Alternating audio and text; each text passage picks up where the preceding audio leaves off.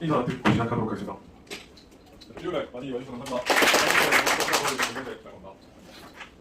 제가 한 지금 투자 관련된 설명회를 시작한 지 4년이 조금 넘었습니다. 이때까지 한 15번 정도 했는데 일단 뭐 중간중간에 잘안 맺고 있지만 일단 설명회 할 때마다 제가 설명했을 때 추천드리고 설명했던 것들은 상승률이 일단 작게는 한 달, 길게는 9개월 안에 작게는 2배, 많게는 10배까지 거의 다 올랐었습니다. 그래서 이런 것들을 이제 증권 투자라고 하면은 이제 우리가 변동성을 여러 가지 자산의 변동성을 활용해서 수익을 내는 건데 일단 주식을 기준으로 말씀드리면 거시경제 분석, 산업 분석, 기업 분석 이 세 가지를 같이 하셔야지 수익을 제대로 내실 수가 있습니다. 그리고 원자재 관련된 투자는 수요와 공급을 잘 분석하셔야지 제 돈을 잘 버실 수가 있고 가능하면 이제 큰 변곡점에서 투자를 하시고 트렌드를 시작할 때 투자를 하셔야지 안정적으로 이제 보통 주식도 보면 아시겠지만 정말 사람들이 위험하다 할 때나 많이 빠져있을 때는 기존의 가치보다 그 주식이나 기업의 가치가 저평가되어 있고 그러다가 다시 좋아지기 시작하고 사람들이 많이 알게 되면 뭐 비이성적 과열 이런 이야기가 나중에 고평가되고 그럴 때는 비중을 줄이고 이런 것들을 잘 하셔야지 내 자산을 계속 조금씩 불리면서 키워 나가실 수가 있습니다. 그래서 일단은 제가 한 가지만 말씀드리고 싶은 거는 장기 투자를 한다는 생각 절대 하지 마시고 투자를 하실 때 그렇게 하시면 뭐 예를 들면 삼성전자 같은 경우에는 지금 뭐 4년 사이클로 조금씩 올라오는데 웬만한 기업들이 그런 식으로 장기적으로 꾸준히 올라간 기업이 잘 없어요.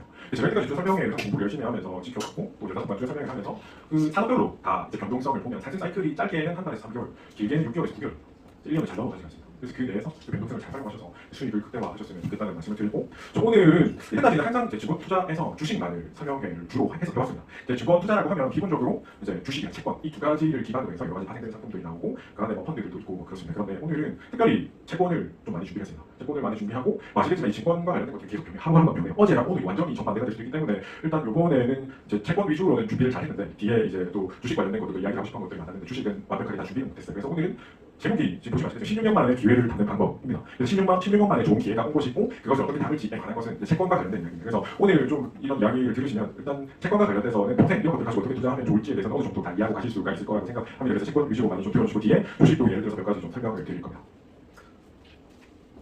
여기 보시면 아시겠지만 앞쪽에 이제 그림이 미국 국채금리입니다. 밑에 연도가 나와 있는데 16년 만에 5%를 넘었습니다. 10년 보인데 이게 한 2, 3년 전만 해도 다시는 뉴노멀이다라고 하면서 저성장 저금리 막 이야기하면서 다시는 3% 넘어가는 금리를 못 볼 줄 알았습니다. 그런데 이런 기회가 없습니다. 인플레이션 전쟁 이런 것 때문에 그래서 채권 앞에 어메이징이라는 이야기를 보셨고 또 최근에도 여러 가지 9월 중순부터 해서 시장이 좀 많이 앞섰죠. 계속 예상치 못하게 전쟁도 생기고 하면서 그래서 한 지난주 목요일인가 수요일인가 기준으로 해서 이제 코스피 기준으로 PBR이 역사적으로 하단까지 내려왔습니다. 하단까지 내려와서 0.8배 밑으로 내려와서 지금 공부해보신 분들은 아시겠지만 세계 금융위기 1월 때도 0.7몇 배 이렇게 했었는데 지금 그 근처까지 와가지고 한 이틀 동안 강하게 반등하는 흐름을 아마 다들 보셨을 겁니다. 그래서 지금 어쨌든 제가 항상 투자 설명회를 할 때는 이런 거시경제 상황까지 잘 고려해서 이게 뭔가 투자기 굉장히 좋은 타이밍에 이제 설명회를 하기 때문에 1월 때 도시 지금 항상 한 번씩 거의 6개월에 한 번 하거든요. 그래서 한 번씩 오셔서 들으시면 한 6개월 정도 농사는 편하게 가져가시라는 점을 생각하면서 시작해보도록 하겠습니다. 일단 앞에 보시면 11월 1일 날 FOMC 금리 동결과 관련된 게 10월 말전에 이미 10월 중순쯤부터 해서 예상을 어느 정도 할 수가 있었습니다. 여기가 보시면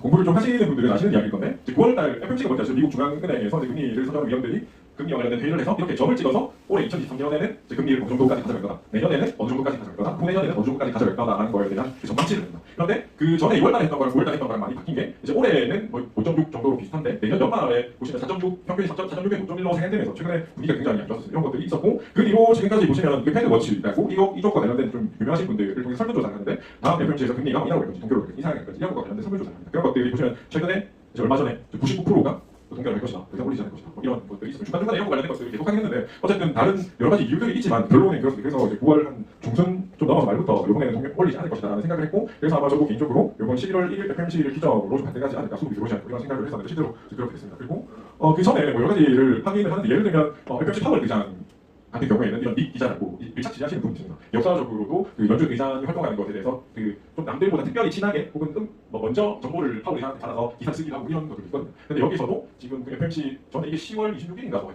이때도 이제 임금 상승률이 뭐 떨어지는 것 같다 뭐 이런 이야기들 나오면서 또 완화되는 시그널과 관련된 이야기들이 있었고 이것들 말고도 또 있었고 그다음에 지금 추가적으로도 이거는 이제 12월 13일인가 이제 다음 FOMC가 있는데 그때도 역시 한 80%가 동결을 할 거다. 더 이상 금리를 올리지 않을 것 같은 분위기가 만들어졌습니다. 그리고 이제 그런 것들 때문에 이제 미국 국채금리 아까 설명드린 올해 최대 5.5% 가지고 내년에는 연말 되면 한 4.9 정도 지금 기준으로 예상하고 있으니까 이제 피크에서 이제 떨어지기만 하면 더 이상 안 올린다면 그런데 뭐 금리가 어느 정도 가긴 하겠지만 여기서 이제 미국 국채금리가 피크아웃 어느 정도 할 가능성을 우리는 인지를 할 수가 있습니다. 그래서 현재 미국 금리가 5.5%고 더 이상 오를 가능성은 아주 작아 보이고 그리고 10년 만에 미국 국채금리가 5%를 넘어선 거는 엄청난 기회이고 그래서 이런 것과 관련된 투자 설명회를 준비하게 됐고 최근에 한 2, 3일 전부터 이제 채권 역시 그런데 금리가 떨어지면 아시겠지만 주식에도 좋은 영향을 줍니다. 그래서 기관의 금리 전부 다 동시에 주식도 비중을 늘리고 채권도 비중을 늘리는 현상이 나오기 시작했습니다. 채권 같은 경우에 금리가 떨어지면 가지고 있는 채권 가격이 높아집니다. 그래서 처음에 샀을 때보다 더 높은 가격에 팔 수가 있습니다. 그래서 거기에서 우리는 주식을 더 높은 가격에 팔 때처럼 시세 차익을 얻을 수가 있어요. 배당 말고. 그리고 이제 주식 같은 경우에는 여기 뭐 주가는 이 곱하기 밸류에이션, 뭐 PBR 이런 것들 들어보셨을 거예요. 그런데 지금 밑에 이 공식에 보면은 자본 조달 비용이나 뭐 금리 이런 것들이 들어갑니다. 미래 우리 주식과 관련된 것들은 미래의 그 이익이 어떻게 발생할 것인지 어느 정도 추정을 해가지고 미래 가치를 속반영하잖아요. 그래서 이제 분모에 자본 조달 비용, 위험 프리미엄, 리스크 뭐 이런 것들이 있는데 분모가 금리가 떨어지면 분모가 작아지기 때문에 밸류가 높아지면서 주식이 가격이 올라갑니다. 이런 현상들이 생기기 때문에 지금 뭐 오늘 또 어제 미국 장 끝나고 보니까 또 좋은 소식들이 몇 개 있다고 월요일에 또 좀 그런 것을 보고 어쨌든 지금 금리가 하락하면 채권도 좋고 주식도 좋다라는 이야기를 좀 드릴 거고 그래서 이제 어메이징 식권 그다음에 터널한 주식 이 두 가지에 대해서 좀 설명을 드릴 건데 먼저 일단 설명드리기 전에 최근에 때문에 어떤 식으로 빠졌느냐 이런 것들과 관련된 설명 좀 드리고 이건 역사는 계속 반복되기 때문에 조금 알아두시고 복기를 해보시면 좋을 거라고 생각합니다.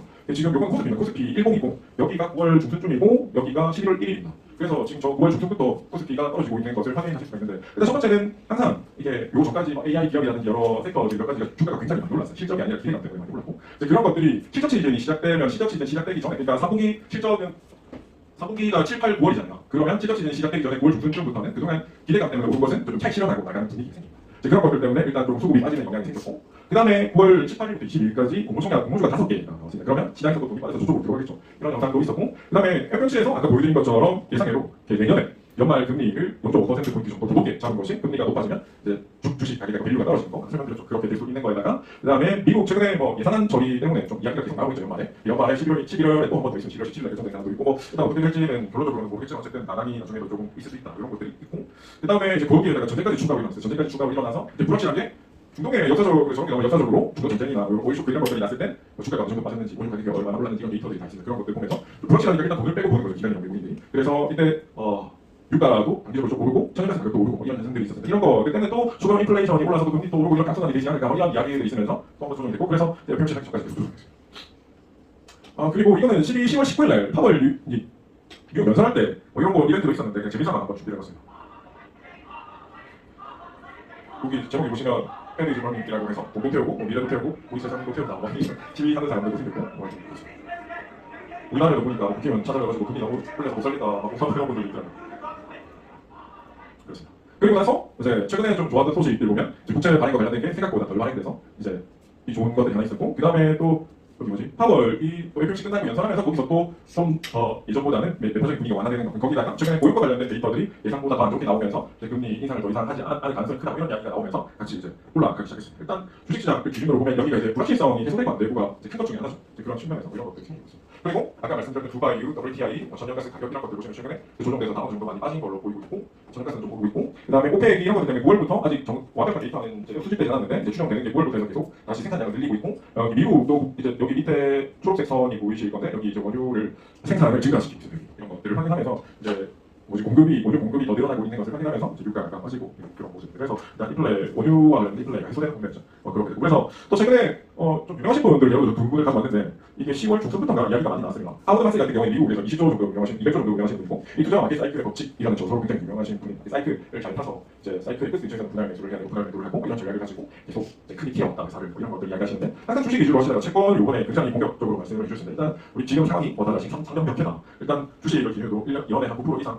수익을 연에 10% 정도 수익을 내는 잘 안 보인다. 근데 채권은 지금 금리가 높기 때문에 좋아 보이고 싶고 금리가 좀 어느 정도 오래 갈 거기 때문에 지금 채권이 좋다. 이런 분들 입장에서 200조를 투자해야 하기 때문에 웬만해서 우리나라 삼성전자 시가총액이 어느 정도 다섯 수 있을 정도로 되기 때문에 이게 이분들 입장에서는 보면 진짜 큰 기업들 위주로 투자를 하거나 채권이 규모가 되니까 채권을 투자하는 이런 그래서 이제 선택지를 그렇게 잡게 된 거고 이제 하이드 채권 이 종목이 굉장히 많다. 이런 하이드 채권 사면 9% 10% 정도는 1년에 안정적으로 얻을 수 있다. 이런 이야기 채권 비중을 늘려야 된다. 이런 이야기를 많이 하셨고 그다음에 요분 같은 경우에도 좀 유명하신 분입니다. 이게 스탠리 드럼큰 밀러, 옛날에 조지 소로스 비자 같이 일하면서 크기 시작해서 자기 회사를 잘 키우고 있는데 이분도 거시경제에 가지고 투자를 많이 하시는 거예요. 이분도 이거가 FOMC 하기 전에 2년 후에 베팅 이런 이야기 하면서 돈을 보셨겠죠. 지금 보시면 아까 제가 보여드린 것처럼 FOMC 끝나고 나서 5% 미국 기준 5%가 넘었던 게 지금 한 미국 2년물 국채 같은 경우에는 한 0.3% 정도 빠졌고 요거는 0.4% 정도 빠졌고 10년물은 역시 한 0.4% 정도씩 빠졌습니다.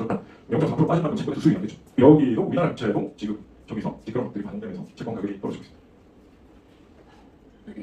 제가 항상 강조하는 게 이제 작년에 백스코에서 원이슈에서 강의할 때 만들었던 제목이고 제가 가장 좋아하는 이제 대가 중에 하나 조지 소로스인데 그 책에 회자되는 이야기 중에 제가 제일 좋아하는 것 중에 하나가 게임의 룰이 바뀔 때 큰 기회가 온다는 거예요. 그래서 계속 뭐 매일매일 아침 점심 저녁 주말까지 열심히 공부하고 새로운 자료를 찾고 이렇게 하는 이유가 한 가지가 있습니다. 게임의 룰이 바뀔 때를 찾기 위해서입니다.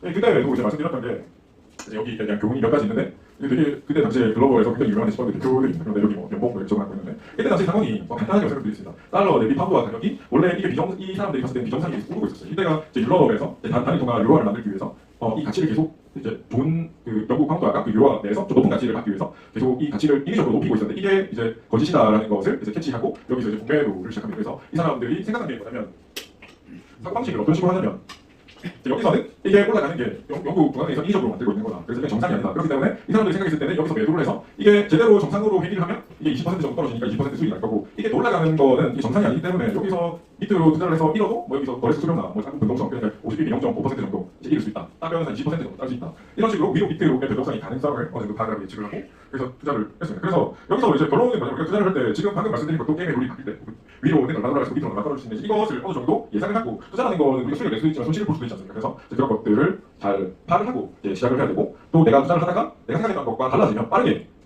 차익 실현하고 나와 있는 팔고 나와야 된다. 이게 결국에 여기까지 투자를 하면서도 계속 듣고 있는 건 결국에 투자도 우리가 사람이 하는 일이기 때문에 이게 어떤 정보가 반영되면은 누가 먼저 빨리 파느냐, 누가 먼저 사느냐 여기에 따라서 수익률이 많이 좌우됩니다. 하루 이틀 잠깐에 어떤 정보가 형성됐을 때 굉장히 변화가 많이 있잖아요. 그래서 그렇고 저 민족을 좋아하시는 분 중에 하나인데 민족 이베스트 리서치 센터장님이 여러 가지 이야기하시면 결국에 결론은 제가 말씀드리고 싶을 때 균형이 깨질 때 좋은 기회가 온다라는 이야기를 좀 드리고 어쨌든 제가 보고 있는 시각에서는 이미 이제 균형이 반대로 향하기 시작했다 이런 것들을 좀 말씀드립니다. 지금부터 왜 채권이냐 그리고 왜 채권이 어메이징하냐를 실제 수치를 보면서 시뮬레이션을 보면서 좀 설명을 드리도록 하겠습니다. 일단 이걸 말씀드리고 싶은 건 아닌데 이제 신규로 가입하시면 300만 원도까지 10% 6개월이었던 것 같은데 뭐 이런 상품도 있습니다. 일단 이렇고 그다음에 뭐 3개월짜리 6개월짜리 저희 회사 신용도로 발행하는 4.4%짜리 뭐 이런 것들도 있고 그다음에 이제 본격적으로 국채입니다. 국채 같은 경우에는 지금 쿠폰이 한 3%대가 나오고 신용물 최근 발행 4.4%인가 지난주에 보니까 그랬었고 국채 같은 경우 1년에 매당이 2번 나옵니다. 상반기에 뭐 2.2%, 상반기 2.2% 이렇게 받을 수 있는 거죠. 1억 가입하시면 상반기 때 220만 원, 상반기 때 220만 원 이렇게 받을 수 있는데 그리고 국채 같은 경우에는 우리나라에서 뭐 어떤 회사채든 뭐든 은행이든 다 비교해도 가장 안전한 자산이죠. 안전한 자산이고 한데 이거를 말씀드리려고 한 건 아니고 이게 이제 저희 회사 안에 시스템 가지고 이제 가상으로 계산을 해봅니다. 아까 이제 국고채권 발행일이 2023년 6월 10일이고 만기 2023년이면 10년짜리 국고채를 가지고 지금 요번에 사서 10월 27일 사서 1년 뒤에 매도하는 1년 뒤에 매도를 할 건데 일단 미국 기준으로 금리가 한 내년 연말에 0.5% 떨어진다라고 가정을 하면 여기서 지금 매수 수익률이 4.4%였는데 0.5%를 빼면 4.9%가 됩니다. 그러면 이게 총 투자 수익률이 8.92가 나옵니다. 8.92가 나오는데 4.4%를 배당을 빼면은 5%는 이게 시세 차익이 나오는 거죠. 그러니까 이게 나중에 매수를 할 때는 이거를 국채를 9억 2,200만 원 주고 샀는데 금리가 떨어져. 금리가 0.5% 떨어져가지고 각 채권의 가격이 올라서 이 가격을 받고 팔 수가 있습니다. 그렇게 되면은 총 배당까지 합치면 이제 8.9% 정도가 나오죠. 국채만 가지고도 연에 한 10% 가까이 얻을 수 있는 환경이 되는. 그리고 여기 만약에 1%가 떨어졌다. 1%가 떨어졌을 때 계산을 해보면 10%는 시세 차익이 나오고 추가로 배당을 이렇게 더 받을 수 있고 이런 환경이 됩니다. 그래서 이런 거 때문에 저는 이제 좀 개인적으로 투자 성향이 공격적인 투자 성향이 있고 옆에 공격을 하려고 하는 걸 좋아해서 채권 투자를 좋아하진 않는데 이제 채권 투자를 좋아하시는 분들 입장에서는 굉장히 좋은 환경이 맞춰주신 거죠. 그리고 뭐 예를 들어서 고액 자산가들이나 근로소득이나 세금을 많이 내시는 세금을 많이 내시는 분들 입장에서는 왜 배당을 받으면 배당 소득세 15.4%가 나가거나 혹은 20만 원 그 같이 금융소득이랑 같이 합쳐져서 많아지면은 금융소득 조각가세가 들어가죠. 그런 분들 입장에서는 배당이 작으면 작을수록 좋은 거죠. 배당 많은 세금을 많이 내야 되니까. 그래서 국채 거 중에 옛날에 뭐 2019년, 20년에 발행된 것들 쿠폰이 작은 거 1.1%, 뭐 1.4% 이런 거를 가입하면은 세금을 줄이면서 시세 차익을 가져갈 수가 있겠죠. 이런 식으로도 활용을 할 수 있어요. 혹시 이해 잘 안 하시는 분 있으세요? 그렇습니다. 그렇고 당연히 우리 금리보다 좀 높지만 미국 국채도 있고 그다음에 뭐 브라질 국채도 있고 브라질 국채 같은 경우에는 한 10% 정도 이상 이제 배당이 나오는데 단점이 우리나라랑 협약을 맺어가지고 세금이 없습니다. 세금이 없는데 대신에 좀 이게 환율에 관련된 변동성이 큽니다. 변동성이 크고 이런 것들 좀 조심하면서 진짜 세금 하나 안 내고 싶은데 이게 뭐 10년 동안 만약에 배당을 합치면 100% 정도 되니까 이게 어느 정도 이게 각 환율에서 뭐 마이너스 50%가 나더라도 원금 정도는 지킬 수 있는 수준 정도는 될 수 있지 않을까 이렇게 생각 정도 할 수가 있고 그다음에 뭐 여기 뭐 회사채 같은 경우에도 이런 KT, 삼성카드, 현대건설 이런 것들도 한 5% 정도 나오고 그다음에 1개월짜리, 3개월짜리 뭐 이런 것들도 있습니다. 있고 BBB 플러스 대한항공 이런 것들은 한 6% 정도 나오고 대한항공은 6% 정도 나오고 이번에 발행되고 그다음에 요거 SK 이것도 비슷하고 이런 것도 있습니다. 우리 이런 채권 같은 경우에는 이제 롯데건설에서 보증을 해주고 뭐 이런 것들도 단기적으로 3개월에서 1개월 정도 할 수 있는 이런 것들이 있습니다. 이런 것들은 좀 자산이 크시거나 혹은 법인 계좌 단기로 계속 뭔가 자산 관리하는 도움이 되는 단기 채권을 고르시고 활용할 수도 있고 그다음에 뭐 여기 그냥 이건 그냥 보이는 아마존, GM 뭐 이런 것들 스타벅스 이런 것도 있고 그다음에 미국의 은행, 연구채, 유럽은행 연구채 이런 것들도 한식으로 이런 것들도 있습니다. 그래서 일단은 첫 번째 지금 설명드린 게 이제 결론은 그 시세 차익을 얻을 수가 있다. 채권 배당이 아니라 시세 차익을 계산보다 훨씬 많이 얻을 수가 있다. 그래서 채권 투자를 좋아하시는 분들은 이런 걸 활용하면 좋다라는 걸 설명드렸고, 두 번째 하이브와 관련된 이야기를 좀 드릴 건데, 이제 이거는 펀드입니다. 펀드 중에 이제 소액자산가도 그렇고 그냥 정식으로 계속 넣어가면서 고금리 환경에서 하이브드 채권 플러스 알파 수익을 얻을 수 있는 상품이 좀 괜찮은 게 있어서 하나 설명을 드리겠습니다. 일단 제형 이름이 보시면 하이브드 공모주 플러스입니다. 공모주 플러스이기 때문에 일단 기본적으로 한 65%에서 80%는 채권을 가져갑니다. 채권, 아까 BBB 플러스나 이런 것들이 이제 대한항공 이런 채권들, 이런 채권을 가져가고 나머지 플러스 알파인데 플러스 알파는 신규 상장하는 기업이나 혹은 블록딜 이런 것들과 관련된 전략을 내는데 뭐 쉽게 생각하면 최근에 두산 로보틱스 상장에서 두산 로보틱스 상장으로 천만원 2배 넘게 올랐었죠. 그리고 이거 지금도 보시면 지금 두산 로보틱스 같은 경우에 공모가가 26,000원인데 지금 현재 가격도 44,800원 하고 있죠. 그래서 저런 것들 가지고 채권 플러스 알파 수익을 냅니다. 그래서 올해 최근 1년간의 수익률을 보면은 채권 플러스 알파에서 수익률이 10.03% 그렇게 내고 있고 뭐 이 정도 가지고 만족할 수 있으신 분들 입장에서는 뭐 괜찮죠. 이런 것들을 활용하시면 좋습니다. 그래서 이제 하이드 펀드와 코스타 베이처 펀드의 장점이 다 들어가 있는데 일단 우리가 일반적으로 그 공모청약을 하는 것보다 여기서 우선 배정을 받거나 조금 더 가져갈 수 있고 또 경쟁률이 낮으면 더 많이 가져갈 수 있는 장점도 있습니다. 그 대신에 이제 일반 투자자들은 공모청약을 하면 바로 팔 수가 있는 시장에 상장이 되면 여기는 3개월, 6개월 정도 의무 보유 확약이 있습니다. 그런 게 있고 최근에 공모가 대비 시초가 상승률 같은 걸 보면 여기 밑에 이제 정리가 있는데 2021년도에는 시초가 상승률이 52.6%, 작년에는 28.8%, 올해 상반기에는 60.6%, 최근에는 90%거든요. 그래서 뭐 플러스 알파 수익을 내기 나쁘지 않다. 뭐 이런 것도 있고 하반기에도 지금 다음 거니까 에코 프로 머티리얼즈 이런 것들도 있고 에코 SK 에코 플랜트나 뭐 LS 머티리얼즈 이런 것들이 상장 계획이죠. 이런 것들이 계속 있기 때문에 이걸로 이제 플러스 알파 수익을 낼 수가 있다. 뭐 이런 것들이 있고 공모형이고 개방형 이거 추가형이기 때문에 언제든지 가입하고 해지할 수도 있고 뭐 그렇습니다. 근데 돈이 나오니까 이제 좀 일주일 안에 나온다. 뭐 그렇게 생각하시면 되고 뭐 이런 장점들이 있다. 그래서 개인적으로 하이드와 관련된 투자를 하기 힘들면 그냥 이런 걸 편하게 활용하시면 되고. 아까 말씀드린 것처럼 한 60에서 80% 정도는 이제 하이드 채권을 가져가고 나머지 자산 가지고 이제 중간중간에 사실 나오는 신규 상장 기업들이나 블록딜 관련된 그런 기업들에 투자를 해서 플러스 알파 수익을 내서 뭐 1년에 뭐 예를 최근에 이렇게 내고 있고 이 기업 같은 경우에는 이렇게 하이드나 뭐 이런 쪽에서는 수익률이 우리나라에서 1위를 하고 있습니다. 1위를 하고 있고 역사도 이렇게 만들어진 지 30년, 20년이나 이 회사 자체가 채권 쪽을 되게 오래 하고 있어서 뭐 나쁘지 않은 것 같고 역사적으로 봤을 때도 미국에서 말하는 거 경쟁률이 낮은 경우에도 분석을 잘해서 우리가 많이 가져가면서 뭐 이 론이 같은 경우 20%, 뭐 이런 같은 경우에 26%가 됐다. 뭐 이런 것들 관련된 이야기를 하고 있고 뭐 그렇습니다. 그래서 어쨌든 또 이렇게 이제 전략을 이런 식으로 가져간다 이런 거고. 그렇습니다. 그래서 방금 설명드린 게 이제 채권 앞에 어메이징이라고 붙인 게 12년 만에 고금리에서 5%가 미국 제주로 그런 시장이 왔는데 이제 꺾이기 시작한 걸로 보인다. 그래서 그리고 그러면서 채권 투자랑 시세 차익도 얻을 수 있고 또 고금리 환경에서 그러니까 요 하우드 마스가 이야기하는 것처럼 하이드 채권을 가지고 한 9% 10% 정도 낼 수 있다. 뭐 이런 것들을 좀 설명드렸습니다. 그리고 오늘 나중에 뭐 이번에 계속해서 하신 손님께는 뭐 국내 손돈 이런 것들을 선물로 드리도록 하겠습니다. 아까 주식 소수 좀 아까 안내서 필요하신 분들 설명 잠시 드렸고 조금 쉬었다가 주식에 대한 이야기 좀 드리도록 하겠습니다. 그러면 사실 나도 좀 넣으시고 한 3, 4분 있다가 5분까지 해보도록 하겠습니다. 다 들어오셔서 아시죠? 시작을 다시 해보도록 하겠습니다. 보시면 이게 브라질 헤라 환율입니다. 그래서 예를 들면 여기 보시면 신용도로 가는 흐름이 한 마이너스 50% 정도 되죠. 거꾸로 갈 수도 있긴 한데 뭐 예를 들면 환율 투자가 이렇게 될 수도 있다는 걸 이제 보여드리려고 못한 거죠. 근데 브라질 같은 경우에 단기적으로는 이야기 나온 게 신용등급이 한 단계 올라갈 수도 있고 뭐 그럴 수도 있다고 해서 여기서 더 이상 엄청나게 크게 떨어질 것 같지는 않은데 어쨌든 뭐 그런 것도 생각해 보셔야 되고. 그다음에 이거는 뭐 원달러 환율입니다. 원달러 환율이 역사적으로 보면 지금 좀 높은 편이죠. 이게 뭐 더 높아질 수도 있겠지만 뭐 제 개인적인 생각으로는 특별히 뭐 미국에 뭐 쪽에 달러 지금 사고 하시거나 혹은 뭐 미국이 자주 가시거나 이런 분 아니시면 굳이 뭐 저기에 투자를 할 필요까지는 없을 거라고 생각을 하고 달러 자산 좋아하시면 하시면 되고 그렇습니다.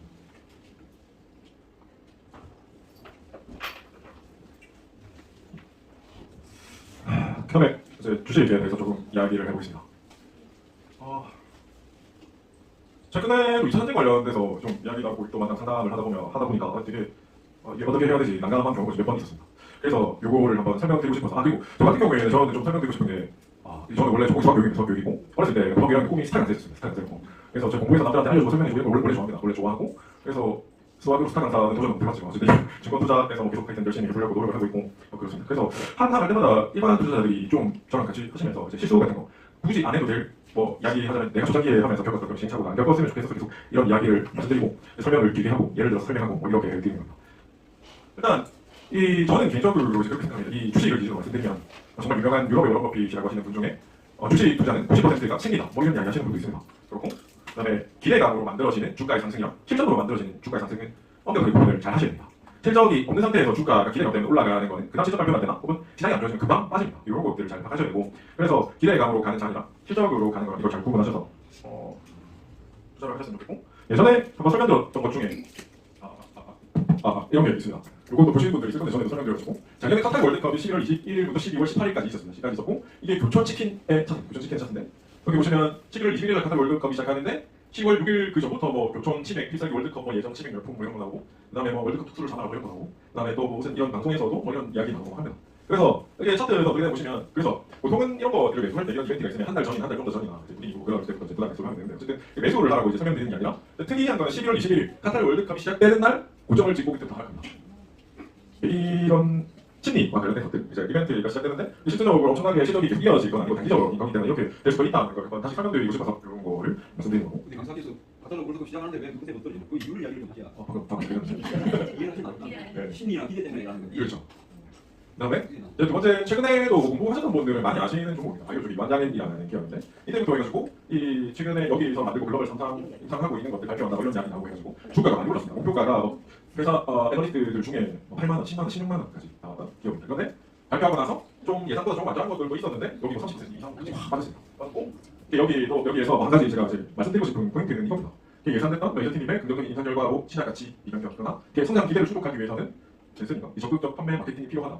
이게 실적이 나오기 시작하니까 지금 3년인가 4년인가 더 걸리고 그다음에 저런 것처럼 이제 판매 이 기대감이랑 이 조금 더 기존에 판매되고 있는 그 약 대비해서 교정이 좀 더 좋은 거랑 이게 실제로 매출까지 연결되는 거랑은 그 얘기가 크다는 거 이렇게 설명드리고 싶어서 이거를 하나 설명드렸고 저번에도 이게 저도 이거를 말고 이제 에코프로 BM이랑 다른 걸 가지고 싶었는데 또 다시 또 만들려면 힘들어서 저번에 만들었던 걸 가져왔습니다. 이게 10월 13일 날 그때 에코프로 시즌 발표 나면서 그날 밤에 갑자기 시장 끝나고 발표가 났어요. 발표 나서 이제 만들었는데 이제 에코프로 같은 경우에 에코프로 머티리얼 생산 관련된 좀 이슈가 있어서 보고 있었는데 실적이 전년 동기보다 특별히 좋아진 것도 매출이 특별히 좋아진 거고 이제 영업이익이 3분의 1 토막 미만 났습니다. 이런 거 관련된 이야기는 뭐 계속 말씀드리고 설명드리고 저도 보내드리고 했었는데 어쨌든 결론은 뭐 여러 가지가 있지만 최근에 뭐 수요 관련된 그런 것들도 이야기도 많았었고 작년에 항상 한때 했었을 때 제가 9월 18일부터 해가지고 4분기 때 2000지 설명 많이 드리고 있었는데 그때 대비해서 지금 이중 가격이 한 3분의 1 정도밖에 안 되는데 이게 이제 많이 떨어지고 이런 것들도 있고 그래서 원재료단에서 마진이 그만큼 안 나오고 뭐 이런 것들도 있고 하여튼 뭐 일단 올해까지는 실적이 특별히 좋을 것까지는 않고 있죠. 그런데 이제 최근 실적 발표하면서 갑자기 기어오는 것들 보면 제2호나 이런 것들을 보면 지난 분기 대비해서 매출액은 비슷하거든요.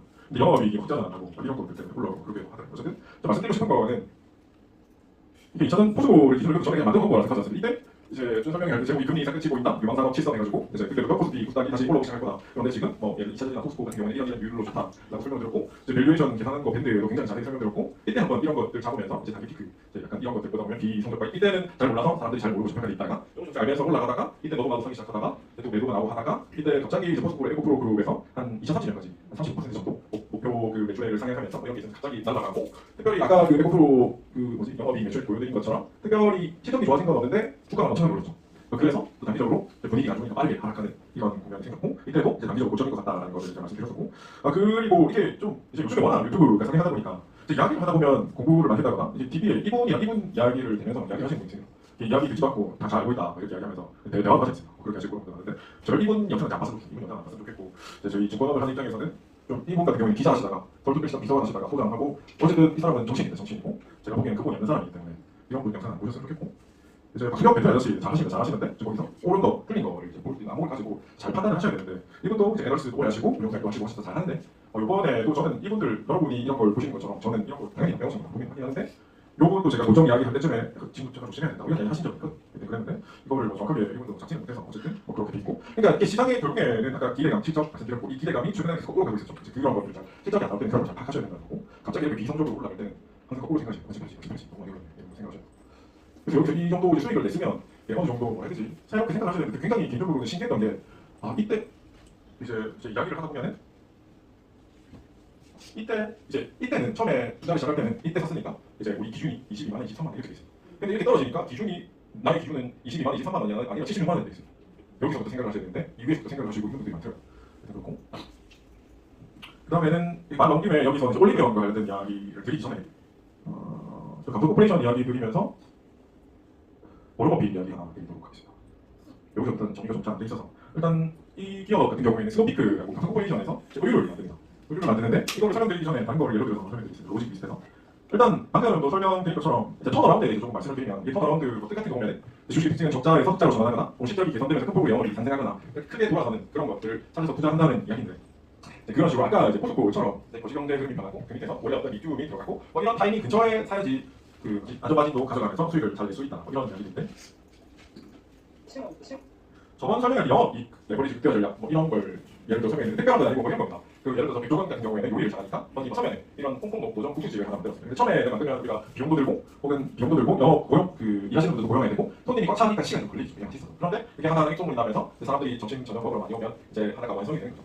근데 이게 앞으로도 계속 경쟁력이 있겠다 싶으면 뭐 대동에 하나 만들고 경대에 하나 만들고 저기 뭐 나포동에 하나 만들고 이런 식으로 확장할 수 있게 프랜차이즈 하는 것처럼 그런 식으로 뭐 부산에 에너지가 완공되고 나면 이게 잘 되는 게 똑같이 뭐 대구에 가고 울산에도 가고 서울에 가고 이렇게 확장할 수가 있어요. 그러면서 이게 계속 극대화되는 거죠. 넓도록 갖고 똑같이 갖다 붙여서 이제 성장을 시키면 되니까. 근데 거기에다가 우리나라 기업 입장에서는 굉장히 좋은 게 우리나라가 우리나라가 블룸버그는 아마 다들 혹시 들어보셨을 겁니다. 우리나라 안경이나 뭐 이정재 이런 것처럼 미국 전 세계적으로 가장 유명한 그런 회사인데 이제 매년 10년째가 하고 있는 게 이제 세계에서 가장 혁신적이다 이런 걸 보는데 우리나라가 거의 1위를 하고 있습니다. 이걸 말씀드리는 이유는 그냥 이런 생각 안 해봐도 우리나라가 세계에서 나가면 반도체도 잘하고 뭐 바이오 바이오시밀러도 잘하고 자동차도 잘하고 1위 하는 품목들이 꽤 있습니다.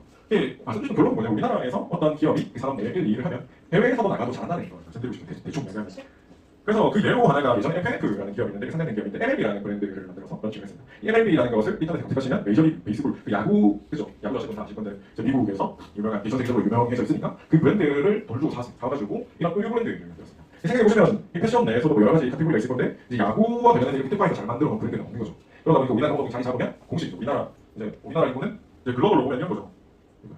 우리나라 인구 5천만 명, 전 세계 인구는 80만 명. 북미 같은 경우에 4억 명 정도 속이 시작되고 유럽 같은 경우는 8억 명 정도 되고 인도 13명, 중국 13명. 그래서 우리가 가장 쉽게 뭐 접근하는 곳이 뭐 중국이나 이제 동남아시아, 이제 북미 뭐 이런 쪽이죠. 간단하게 생각하면 중국만 해도 우리나라 인구 5천만 명이고 중국 같은 경우 13명이니까 소비 시장이 굉장히 크죠. 그래서 우리나라에서 어느 정도 완성되면 중국 진출하면서 또 한번 상승 사이클이 만들어질 수가 있습니다. 그래서 작년에 좀 많이 설명드리고 처음 얼마 때부터 좀 설명드리고 해서 상반기 한 2.5배 정도 올랐었는데 그래서 4,500원 매도했는데 여기 그때도 보여드렸던 게 여기 외국인 잘 안 보시겠지만 외국인 개인 기관 매수입니다. 여기 날짜가 나와 있고 여기 시뻘건 게 보이죠. 기관이 계속 사고 있습니다. 계속 사고 있고 계속 사고 있는 이유는 그때도 설명드렸지만 제 개인적으로는 이게 우리나라에서 잘 되고 그다음에 중국 가서도 잘 되기 때문에 이거를 지금 많이 담아놔야지 중국 가서도 잘 되고 성장성을 많이 먹을 수가 있으니까 저렇게 열심히 사는 게 아닐까 그렇게 생각을 해봤습니다. 그리고 그래서 이게 예를 들어서 과거에 이런 FNF, MLB 같은 경우에도 중국 진출할 때 첫 해가 여기 안 나와요. 2019년에 매장이 18개인가 만들어지고 2020년에 71개, 그 다음에부터 이제 급속도로 성장하기 시작합니다. 500개, 500개, 1,300개 이런 식으로 성장합니다. 그러면서 여기 보시면 2020년까지는 매출액 성장이 특별히 안 보이다가 그 다음에부터 이제 매출액이 본격적으로 성장하는 게 보입니다. 그래서 이게 이제 분할을 하면서 뒤에 좀 차트가 나눠져 있는데 이제 여기 한 4만 원부터 시작해서 한 3년 동안 한 18만 원 넘게 올랐습니다. 이런 성장성을 수익하고 어느 정도 성장률이 두달일 때 이제 팔고 나오고 또 다른 사이클로 이제 편입하고 뭐 이런 식으로 투자하면 굉장히 좋죠.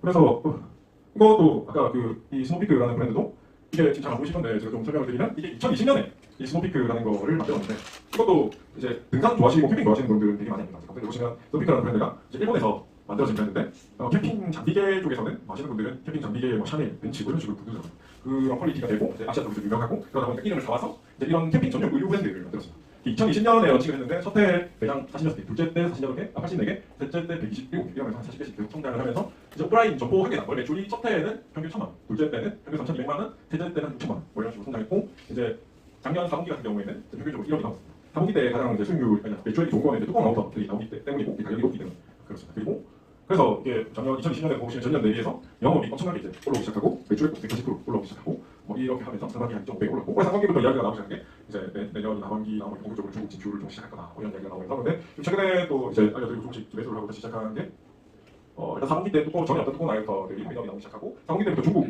매출액이 이제 나오기 시작한다고 합니다. 그래서 개인적으로는 내년에 조금 이제 중국 쪽에 어떤 식으로 성장할지 구도를 잡고 후내년부터 본격적으로 매장이 만들어지기 시작하지 않을까 뭐 그렇게 생각을 하는데 그거는 이제 나중에 대만이 안 가고 어쨌든 그런 식으로 이제 보고 있는데 제가 여기에서 말씀드리고 싶은 게 뭐냐면 이런 지금 FNF가 지금은 아니지만 예전에 그때 MLB가 수준때 시작할 때는 그런 경쟁력이 있었다는 거죠. 그리고 우리가 왜 아웃도어 같은 경우에도 등산로 같은 경우에는 굉장히 많죠. 그러면 그 중에서 살아남는 경우는 몇 개가 되죠. 폐업하는 아울렛들 되게 많이 보이시죠. 그런데 이제 생각해보면 저도 아울렛이나 백화점 많이 가서 나름대로 비교해보고 작년 초에 옷도 사보고 했는데 소재도 굉장히 특이하고 또 캠핑 전용 의류가 나오는데 조그만 전략이 있는 회사가 없는 것 같습니다. 그래서 이게 지금 워런 버핏 이야기인데 항상 투자 설명할 때마다 주식은 지금을 기준으로 6개월 뒤, 1년 뒤, 2년 뒤, 3년 뒤 얼마나 더 성장할 수 있느냐 이게 중요하다. 그런데 여기에서 더 중요한 원론적인 이야기를 해주는 워런 버핏이 투자의 핵심은 어떤 사업이 사회에 얼마나 많은 영향을 미치는지 또 얼마나 성장할지를 평가하는 게 아니라 얼마나 성장할지보다 중요한 게 뭐냐면 특정 기업이 그 기업이 속한 산업 내에서 경쟁 우위가 얼마나 공고한지 그걸 잘 분석해야 되는데 결론이 뭐냐면 그 기업이 속한 산업 내의 모든 기업을 다 공부를 해서 경쟁 우위를 잘 살피면 그 경쟁 우위가 높은 그걸 가져가야 된다라는 거죠. 이번에 그냥 보너스 올리브영에 대해서 좀 준비를 했는데 올리브영은 준비한 이유가 상장 이슈가 있습니다. 올해 많이 내년 상반기에 이슈가 나고 뭐 내년에 상장하자 이렇게 보고 있는데 이걸 보면은 올리브영 보시는 거 없죠? 네, 보시는 거죠. 근데 일단 자체 평가를 하는 기간마다 조금 다르긴 한데 CJ 이 지주에 상하면 CJ 제일 제한도 있고 ENM도 있고 CGV도 있고 래시오도 있고 올리비움도 있고 푸드빌도 있고 뭐 여러 가지 기업들이 있습니다. 그런데 이제 저희 하나씩권 리서치 센터에서 이제 분석한 걸로 보면은 이제 위에 CJ랑 거의 다 상장회사가 가치가 이 정도인데 이제 올리비움 이 정도 됩니다. 이 비슷하다. 절반 정도 CJ에서 절반 정도 차지한다는 거죠. 비중이 크다는 겁니다. CJ에서 차지하는 비중. 그래서 여기에서 우리가 뭐 전략을 한번 세워본다면 옛날에 이게 SK입니다. SK 지주회사인데 SK에서 SK 바이오팜이 이제 상장하면서 이 보통 지주회사 같은 경우에는 50% 이상 기존 가치를 할인돼서 거래돼서 잘안 사고 사업회사도 있는데 지주회사 사니까 잘해. 그래서 이게 부각되면서 이때부터 해가지고 두 달인가 한 달 동안 80% 상승을 했습니다. 본연의 가치가 이제 반영되기도 하고 또 이런 이슈들 때문에 또 아까처럼 막 기대가 생기는 거죠. 그러면서 이제 한 달 동안 80% 올랐고 또 역사적으로 이런 기업들 살펴보면 상장하기 전에 기간 수요 예측을 하는데 그 수요 예측 첫날이나 수요 예측 시작하기 전날 보통 고점이 잡힙니다. 그래서 그걸 저희가 그다음에 이번에 두산도 마찬가지예요. 두산 로보틱스 상장 때문에 두산이 꽤 상승했었죠. 꽤 상승했었고 역시 똑같은 이야기입니다. 똑같은 이야기고. 그래서 CJ도 최근에 좀 오르고 있습니다. 그 올리브영 관련된 이슈들이 좀 나오면서 그런 것들 때문에 조금 모멘텀을 갖고 있고 그래서 저런 것들을 보면서 또 저런 식으로 전략을 세워볼 수 있겠죠.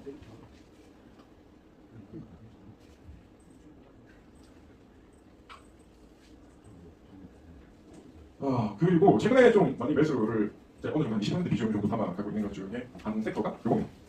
요거 혹시 뭔지 아시겠는 분 있습니까? 이 주가인데 하나가 지금 옛날에 한 3만 원대 하다가 13만 5천 원 하다가 하고 요번에 100만 원 넘었다가 한 23만 원. 여기는 좀 4천 원, 20만 원, 4만 8천 원. 여기는 10천 원, 24만 5천 원, 4만 원 이렇게 있습니다. 제가 아까 이제 말씀드린 것 중에 하나도 주식 증권 사업이 시작해서 기업 그 사업으로 만들어진 기대감이나 실적과 관련된 사이클이 만들어지는데 보통 이때까지 제가 조설명의 4년 넘게 하면서 이제 열심히 분석된 다른 산업 기준으로 짧게는 한 달 해서 6개월, 9개월 마무리가 됩니다. 그런데 요거들은 이거는 190% 중, 이거는 NC소프트고, 이거는 유메이드가, 유메이드고, 이게 그렇습니다. 게임 기업들인데, 게임 기업들이 1년 동안 신작이 없었어요. 신작이 없고 계속 많이 빠져 있었다. 전에만큼 원래만큼 내렸죠. 근데 최근에 이슈들이 나오는 게 예를 들면 백신터즈가 예전에 출시했을 때 쿠키랑 킹덤이라는 RPG 게임으로 근데 그런 걸 출시하면서 이겁니다. 이게 원래 RPG가 나중에 좀 설명드릴 건데 RPG 게임 중에 RPG가 독립니다. RPG가 뭐 게임의 무기도 사고 혹은 막 안에서 그 네트워킹도 있고 이러면서 이렇게 키워 가는데 이게 한 이렇게 그렇고 그게 이번에 이제 올해 상반기에 중국 판호를 받았었죠. 그래서 이제 빠르면 한 12월쯤에 출시할 수도 있다 중국에 이런 이야기가 나오고 있고 중국에는 우리나라에서 출시하는 걸로 출시하는 것처럼 원 대출액을 이익으로 다 가져가는 게 아니라 그 이게 몇 부분을 쉐어해서 가져가는 어쨌든 그렇고 마이크로소프트도 언제죠? 그 저번에 10월 중순쯤에 TL 이제 공식 출시하고 쇼케이스 발표했을 때도 말씀드렸고 그때 계속 시작하고 있는데 이번에 이제 쇼케이스 하면서 좀 올랐죠. 올랐고 그 다음에 그래서 10월 7일날 국내 출시하고 내년 2분기에 글로벌 출시하고 그러니까 그동안에 NC소프트 같은 경우에도 계속 리니지 1, 리니지 2, 모바일, 리니지 W 모바일 이런 거 나오면서 우리나라에서 압도적으로 1위하고 이걸 가지고 글로벌에서 나갈 거다 하면서 이 기대감 때문에 상승했다가 지금 계속 출시한다고 했다가 1년 넘게 미뤄지면서 계속 빠졌죠. 그 1년 넘게 기다렸던 경우는 출시하는데 조금 이제 실망적인 거는 매출의 구조가 관련된 그 유저들이 돈 쓰는 그런 로직이 조금 줄었다라는 거. 그래서 그런 것들이 하나씩 워낙 많이 빠졌고 일단 국내 출시하고 내년에 글로벌 출시하면 어쨌든 그때까지 좀 상승 사이클이 만들어지지 않을까 이렇게 생각해 볼 수가 있고 위메이드 같은 경우에도 올해 중반쯤에 나왔던 그 나이트 크로우라는 것이 예전에 뭐 미래나 미르고 나왔을 때보다 우리나라에서 순위가 많이 높았습니다. 전에는 이번에는 1위를 오래 했고 2위도 오래 했고 그 전에 게임들이 나왔던 거는 한 4위나 4위, 5위나 6위나 잠시 올라왔다가 빠지고 그 전에는 10위 안에 별로 오르지 못하고 이랬었는데 좀 성장을 하면서 그래서 그게 이번 12월에 회사에서 발표한 거는 글로벌 출시했다 이런 것들이 있긴 하고 또 어퍼러미스 같은 경우에도 검은 사막 이런 것들이 지금 기다리고 있어서 게임들도 워낙 많이 빠져가지고 그런 것들 가지고 최근에 맥종의 위메이드를 매수하신 분들이 19점 몇 프로 됐습니다. 19점 됐고 그래서 NC소프트 매수한 것도 두 자릿수 드립니다. 그리고 요거에 대해서 좀 설명드리면 그렇습니다.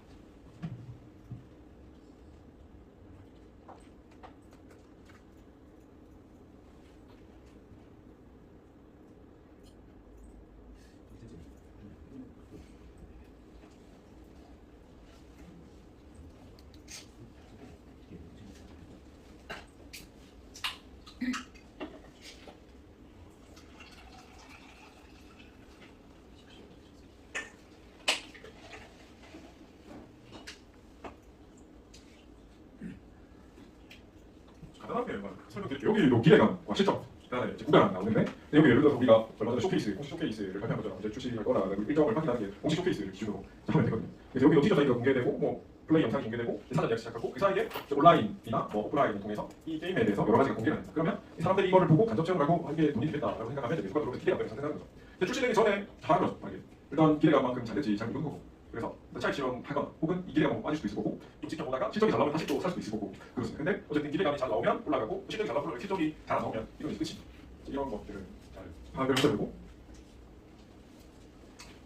오늘 반도체로 말씀드리려고 했는데 반도체는 더 많이 들어보셨겠으니까 생략하도록 하고 마지막으로 뭐 루닛 하나만 좀 더 설명드리겠습니다. 요즘에 AI와 관련해가지고 AI 바이오 쪽이 되게 핫합니다. 루닛도 그렇고 인보이드라는 기업도 그렇고 규모라는 기업도 있고 또 최근에 JLK인가 그 기업은 이제 우리나라 그 보험에서 이용하면은 공공단에서 수가를 받게 등록됐습니다. 그래서 뭐 이제 그 뭐지 싸게 이용할 수 있는 거죠. 보험 그리고 근데 루닛도 내년에 그렇게 되지 않을까 이렇게 보고 있고 그런 기업들이 있습니다. 그런데 일단 루닛만 하나 설명드리고 이제 마치도록 하겠습니다. 인공지능을 통한 암정국이라고 일단 여기 비전, 회사 비전인데 두 가지 크게 두 가지 사업입니다. 두 가지 사업을 하는데 이런 식으로 예전에 엑셀에 찍어서 판명했던 것들을 AI 학습을 시켜가지고 자동으로 암이랑 이런 것들을 이제 자동으로 체크할 수 있도록 이걸 만들었고 다른 하나는 암과 관련된 것들 이 근처 세포나 혹은 근처 안에 어떤 조직이 어떤 세포가 있고 암과 관련해서 어떤 식으로 작용할 수 있는 것들이 있는지 이걸 분석해서 이제 어떤 약물과 결합하면 좋은지 뭐 이런 것들을 효율적으로 만들어주는 그런 시스템들을 하고 있습니다. 그래서 간단하게 생각해보면 이게 먼저 암을 여기서 이제 타겟하게 된 것은 이제 우리나라 발병률을 가장 높은 암이 뭐 폐암의 유방인데 이거 두 개를 지금 하고 있습니다. 예를 들면 여기 보시면 의사 2013년에 이걸 찍어가지고 의사가 봤는데 암을 발견 못했습니다. 2024년에도 찍었는데 암을 발견 못했습니다. 근데 2016년에 했는데 의사가 폐암 진단을 했습니다. 그런데 나중에 루닛의 인사이트 AI를 눌러보니까 2013년에서부터 발견이 됐습니다. 이게 그러니까 간편하게 좀 더 효율적으로 조기 진단이 가능한 그런 시스템을 만들었고 그럼 여기도 보시면 아시겠지만 뭐 암을 놓치는 비율 이런 거 불필요한 검사를 하거나 이런 거를 몸이 안 좋을 때 좀 더 빨리 효율적으로 활용할 수 있는 거죠. 뭐 그렇고 뭐 그렇습니다. 그래가지고 이제 여기 나오는 게 여기서 이 회사는 좀 잘 하고 있는 게 처음부터 해외 투자를 많이 받았어요. 전체 다른 투자율 60%고 이게 회사가 만들어진 지 한 10년이 됐는데 최근에 매출액은 잘 성장하고 있고 흑자는 하나 됐는데 2025년부터 AI 대회에 나가서 첫 해는 5등을 하고 둘째 때부터는 전 세계 기업들 다 제치고 1위를 하고 있습니다. 1위를 계속 잘 하고 있고 그리고 마이크로소프트도 보이죠. 마이크로소프트도 보이고 그래서 여기 보시면 이제 데이터가 의사가 한 것보다 이제 루닛으로 한 게 확률이 발견 확률이 더 높다 뭐 이런 것들이 이제 연구를 통해서 이제 발견이 되고 있고 그다음에 지금 여기 뭐 잘 안 보이시겠지만 글로벌 의료기기 회사 GE 들어보셨죠? 미국에 유명한 GE, 푸드필드, 필립스 이런 뭐 GATF인가 AGF 이런 기업들이 글로벌에서 유명한 기업들인데 여기 이제 협업을 해가지고 하고 있습니다. 하고 있고 하나씩 뭐 매출이 나오고 있고 이 처음에 협업해가지고 뭔가 같이 기기에 등록하고 만들고 하는 데는 상당히 걸리는 그런 것들이 계속 조금씩 올라오고 있고 여기 보시면 이제 매출액이 올라오고 있고 그렇고 이게 두 번째 이제 암과 관련된 그런 바이오마커를 발견해서 좀 효율적으로 치료제를 연결하겠다. 그 여기에는 이 암에 대한 면역세포가 있고 이런 것들도 발견하고 이런 로직을 하는데 어쨌든 이걸 또 효율적으로 만들어주고 해서 최근에 저도 이때 근처에 좀 설명을 했었고 그다음에 이때 다시 또 조정되고 나서 여기 그때 에코프로 그룹이나 포스코 그룹에 발표한 것처럼 장기 비전 발표하니까 올것 같아 이때 좀 강의가 있었다가 최근에도 같이 다 조정했죠. 여기 또 특별히 유상증자 이슈 최근에 지난주에 유상증자를 했었죠. 보면은 유상증자를 확인해야 되는데 기존 주식도 대비해서 유상증자 비율이 15%가 됩니다. 나중에 11월에 상장을 하는데 11월에 무량 초래가 많이 있을 수도 있죠. 저번 이슈 때문에 조정돼서 10%가 빠지기도 하고 그런 것들이 있었고 어쨌든 뭐 그랬었고 이 기업도 지금 이제 시장에서 보여지는 걸로 이쪽에서는 글로벌 1위를 하고 있습니다. 그래서 오늘 제가 말씀드린 게 전부 다 보면은 아까 게임을 우리 만들 때 그런 거 어떤 거기에 맞는 자산을 가져가는 거랑 그다음에 워런버핏 말씀드리면서 이제 경쟁 우위에 대한 이 확고한 기업들을 가져가는 거 이런 것들 그리고 기대감과 실적 사이 괴리 이런 것들 좀 확인하면서 가져가는 거 이런 것들을 좀 말씀드렸습니다. 올해 이 시간 벌써 시간 30분 많이 들어주셔서 감사하고 박수 한번 부탁드리겠습니다. 질문 시간 하기 전에 저희 오늘 사진 한 번만 찍겠습니다. 한 번만 여기 다 한번 쳐다봐 주시고 하나 둘 셋. 손 한 번만 내려주세요. 감사합니다. 질문 있으십니까? 예. 그럼 뭐 주식 했다보다 두달했다보다 그냥 갖고 있는 지한 20년 넘었는데 미안하지만 어떤 정보를 캐치하려면 기관이나 외국인들의 매수세를 봐야 되는지 아니면 아까 우리 상승폭의 어떤 매수컴상에 있다면 우리 강사께서는 어느 쪽으로 비중을 더 두시고 또 만약 이거 매수kom은 가장 정확한 매수kom이 어떤지를 좀 보십시오. 제가 오늘 설명드린 것 중에 일단 좀 감이 있는 것 같은데 혹시 기억나시는 거 있을까요? 실적이라는 건 그건 일단 기업 공부, 산업 공부, 거시경제 공부를 잘 하셔야 돼요. 제대로 잘 하셔야 돼요. 그게 주권 시장을 움직이는 로직이기 때문에 거기에 맞춰서 공부를 하셔야 되고 그래서 아까 말씀드린 것처럼 그 기업이 하는 사업에 대한 기대감, 실적이 언제쯤 나오고 얼마나 좋아질 건가 그리고 그 기업이 속한 산업 내에서 경쟁 우위가 얼마나 만들어질 수 있고 아까 또 스노피크나 펜프를 설명드린 것처럼 국내에 있다가 언제쯤 해외로 출시할 수 있을까 이런 것들 확장되는 국면 이런 것들을 확인할 수도 있을 거고 그럴 수 있을 것 같습니다. 그 확인하는 제도가 이쪽에서 가장 빨리 나오는지도 아까 제가 질문을 내일 그냥 서울역 내시면 내일 내시면 매수kom에 뭐 그런 게 있겠습니까? 그냥 무작정 열심히 공부해 모든 정보는 어디서 나올지 모르기 때문에 길을 거기서 공부하다 보면은 아까 제일 처음에 설명드린 것처럼 그냥 뭐 저는 제 일이니까 일이기도 하고 좋아하기도 하고 저는 금융투자가 부동산이나 다른 투자보다 이 로직을 따라 잘하면 가장 효율적으로 돈을 벌 수 있는 그런 투자처럼 생각하는 주제로 고객 중에 주제 돈 많이 보셔가지고 부동산도 매체 사시고 싶으면 되겠습니다. 정답은 없는 것 같습니다. 저 같은 경우에는 신문도 여러 개 보고 하루에도 신문도 뭐 언제 기사가 나올지 모르니까 3번 정도 체크하고 보고서 우리나라에 일단은 보고서 리서치 센터가 있는 직군회사 거의 다 체크하고 뭐 다른 것도 체크하고 또 유명한 사람들 강의나 뭐 그런 것도 보고 좀 그런 것도 하고 있고 가장 중요한 게 말씀드렸지만 이거는 이 게임의 룰이 있습니다. 룰이 있는데 그 룰을 따라야 되고 룰을 만드는 사람들은 흔히 이야기하는 기관 투자자, 외국 투자자, 애널리스트들 뭐 이런 사람들이기 때문에 그런 사람들이랑 소통하려고 노력하고 그렇게 하고 있습니다. 혹시 질문 있으신 분 계시나요?